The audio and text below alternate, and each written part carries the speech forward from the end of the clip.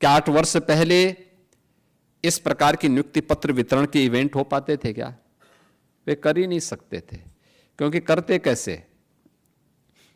एक तो भर्ती की प्रक्रिया ही पूरी नहीं हो पाती थी,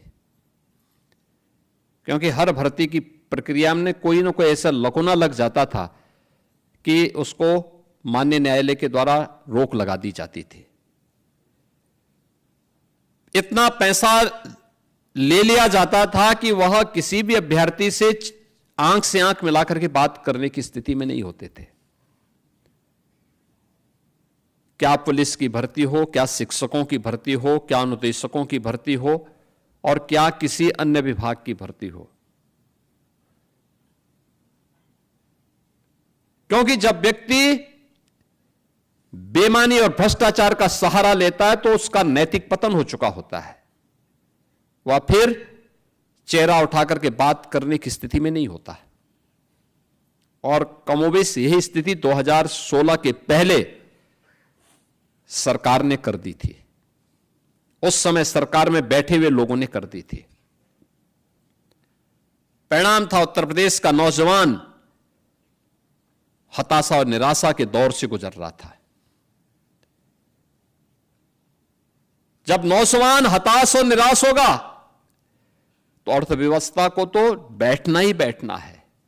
अर्थव्यवस्था तो नीचे गिरेगी ही गिरेगी। और यही होता था पिछले 8-8.5 वर्ष के अंदर, जब सामूहिक रूप से प्रयास हुआ। आज परिणाम है कि नौकरी सरकारी क्षेत्र में भी है, निजी क्षेत्र में भी है, स्वयं का रोजगार भी है, और बड़े बड़े रोजगार मेले लग करके वहां पर लोगों के लिए कहा जाता है कि भाई आप भी अपने अनुसार चयन करिए, आप कहां जाना चाहते हैं। स्वयं का स्टार्टअप स्थापित करना है, स्वयं का उद्यम स्थापित करना है, उसके लिए भी स्कीम है। हमने युवा उद्यमी स्कीम भी एक लागू की है अभी, और युवा उद्यमी स्कीम के माध्यम से हम लोगों ने व्यवस्था की। कोई युवा अपना स्वयं का रोजगार स्थापित करना चाहता है, पहले चरण में 5 लाख तक का ऋण उस युवा को, 21 वर्ष से 40 वर्ष का जो युवा होगा, हम उसको ब्याज मुक्त और गारंटी मुक्त ऋण देंगे, और मार्जिन मनी भी 10% तक देंगे। आप अनुमान करिए, जनवरी में हमने प्रारंभ की स्कीम, अब तक 70,000 से अधिक युवा इस स्कीम के अंदर आच्छादित हो चुका है।